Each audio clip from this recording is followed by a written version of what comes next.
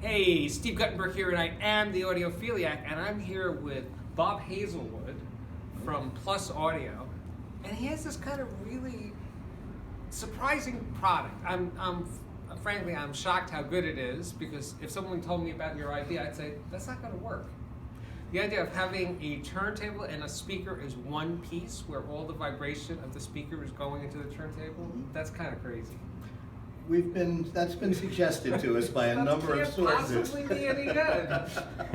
Well, we're happy we can surprise you, Steve. You figured out a magic sauce, a magic mojo to make this happen. Yeah, and it wasn't easy, but Sure and it wasn't obvious.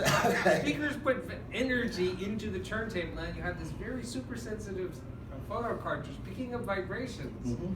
These are contrary things. Yeah, and people have tried it in the past, and it usually results in rolling off bass response, or resulting in a record player that is so bouncy that you can barely breathe in the room. And we wanted to avoid both of those things. We wanted believable bass performance. We wanted something where you could play a record, and if you happen to knock it or get records out of your rack, it's not bouncing all over the place. I was trying that; it was fine. Yep.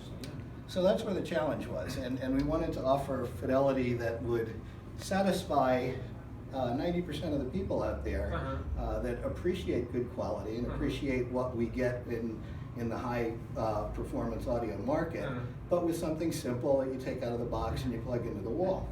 Yeah, the turntable itself is based on a Project turntable, right? Yes, we have two models, one with a Project Carbon DC and one with the Debut 3. So it's a real turntable? Yeah, a real turntable, real cartridges. Okay. Ortofon 2M on this model, OM10 on the other model. And obviously it has a built-in phono preamp, because it's all in one. There's nothing to add. Right? Exactly. Open the box, plug it in, you put on a record, and play tunes. Is it really as simple as that? It really is as simple as that. Wow, Well, balance the tone arm, and that's about it. Okay, balance the Okay, but it will come pretty much all ready to go. Remove the shipping screws, balance the tone arm, and you're there. And you're there. Wow. So the next thing is, I always have a thing about single speaker stereo, but it actually does, because the speakers are firing out the sides. Right? Yep. It does do reasonably good stereo from a single speaker. That's pretty cool. Thank you. We fooled a lot of people yesterday. We had people coming into the room looking behind the matters and thinking we had, hey, we're selling something. We must be lying, right? But it has a 270-degree sound field, so we have speakers in the front and speakers on the side. So that gives you the illusion of having the speakers a little bit further apart than that box. So how many drivers are in the speaker? It's 4 drivers. There are 2 woofers, one on each side. They're a small 3.5-inch driver that we custom made because we had limited space, but we needed a long travel. And there really wasn't anything commercially existing that met that standard. And then 1-inch soft dome tweeters in the front. And they're all bi-amplified, so we've got separate amplifier channels for each driver and a digital crossover based on a DSP chip. So it's quite sophisticated inside compared with any other one-piece type system. We call it an integrated audio system. And while it actually makes pretty reasonable bass, it does have a subwoofer output, so you can have more bass using a separate subwoofer. Yeah, we have a line out and a speaker switch on that, so that you can run the line out with, if you have a subwoofer, you leave the built-in speakers on, or you could use the line out for separate powered speakers later if you wanted to expand the system. That's pretty good. And the price?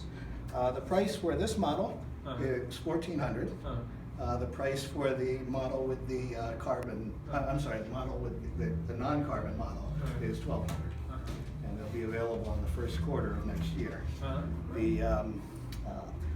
And in addition to the record playing capability, we have all the usual things you would expect: Bluetooth, optical, digital input, some analog inputs, a USB input and output for PC connection, and another input that's specifically dedicated to some of the streaming devices like an Echo Dot or a Google Chromecast adapter that automatically senses that signal, and even if the unit's in standby, it'll turn the unit on to that input to a preset volume, so that with a multi-room system, now my throat's going, with a multi-room system, such as that, you've got transparent operation as if it were built in, but you're not stuck with the technology we chose in case that technology becomes beta in a couple of years.